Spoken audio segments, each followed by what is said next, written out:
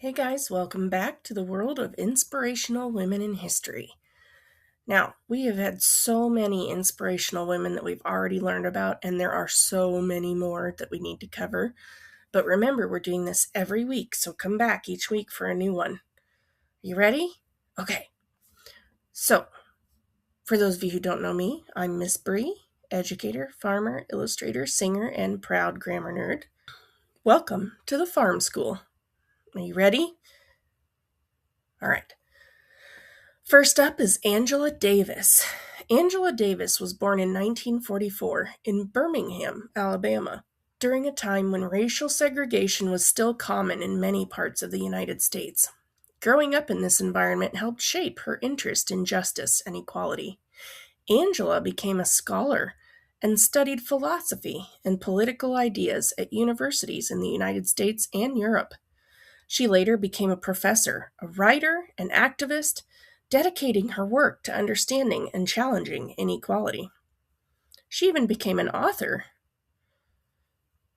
In the 1960s, Angela Davis became involved in the growing civil rights movement. Also, can I just say, I love the hair in this generation, okay? As we go through these, you'll see that a lot of the people in the civil rights movement just had amazing hair. I'm sorry, I have to say that. My hair will not do any of these cool things. I'm so jealous. Anyway, so she spoke publicly about racial justice, human rights, and the treatment of people within the prison system. Through her books, lectures, and activism, Davis encouraged people to think critically about social problems and how societies can work towards fairness. Her ideas and public speaking helped to make her a well-known voice in discussions about justice and equality. Angela Davis has spent much of her life teaching, writing, and speaking about social justice and human rights. As a professor and author, she has helped many people better understand history, inequality, and political activism. Even today, Davis continues to give lectures and participate in discussions about justice and equality around the world. Her work reminds us that education, awareness, and courage can play an important role in shaping a more just society. I just think these women are so amazing. I mean, to put up with what they did, and they still made it out, and they changed the world. It's just amazing. Okay, up next, Elaine Brown. Elaine Brown was born in 1943 in Philadelphia, Pennsylvania. She grew up during a time when many Americans were working hard to end racial discrimination and expand civil rights. As a young adult, Brown moved to California and became involved in activism. She even joined the Black Panther Party, an organization that focused on addressing issues like racial inequality, poverty, and community empowerment. Over time, Elaine even became a leader within the organization. Did you know that she was actually the only woman to ever lead the Black Panther Party? Yep. In 1974, she became the chairwoman of the Black Panther Party. During her leadership, the group focused heavily on community programs. These programs included providing free breakfasts for children, health clinics, educational opportunities for local communities. She also expressed her ideas through music and writing, showing that activism can take many different forms. After leaving the Black Panthers, Elaine Brown continued her work as a writer, speaker, and activist. She wrote books that describe her experiences and explore issues such as justice, equality, and community empowerment. Brown has also remained involved in discussions about politics and social change. Today, she is remembered as an important figure in the history of civil rights activism and as a leader who worked to create opportunities and resources for communities. Now, last but not least, for this week, we're going to cover Andrée Blouin. Andrée Blouin was born in 1921 in French Equatorial Africa, in what is now the Central African Republic.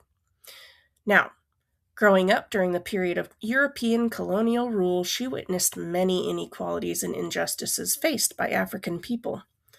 A deeply personal tragedy when her young son died after being denied proper medical care strengthened her determination to fight for justice.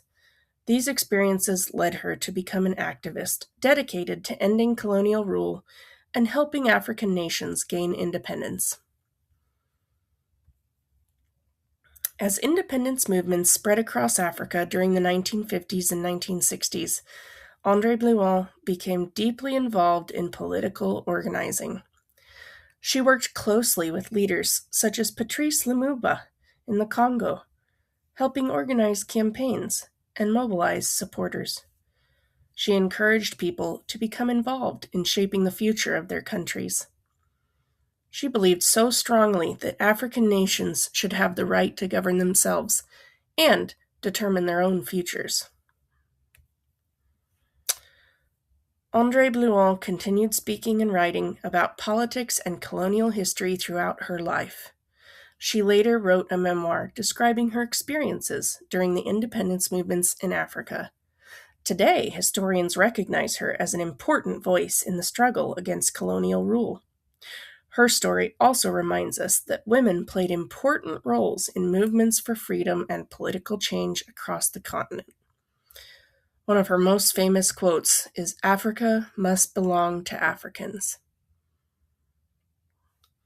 So, guys, we just covered 3 really fantastic women. I hope you enjoyed this one. Again, this theme that's going to keep going through the entire series. Each one of these women, these 3 and all the ones we've covered thus far and all the ones we'll cover in the future, have all faced adversity, right? They've all faced injustice. They've all faced the opportunity to fail, and instead they've succeeded. They've tried. They've kind of forced their way through the lines, right? So that's what makes them inspiring. That's what makes them amazing, is they have just, each one of them faced a moment when they thought, there's no way I'm going to be able to do this. But then they thought, I'm going to do it anyway. And they did, every time. So, keep in mind that, somebody in this room, you yourself even, might be the next name on our list.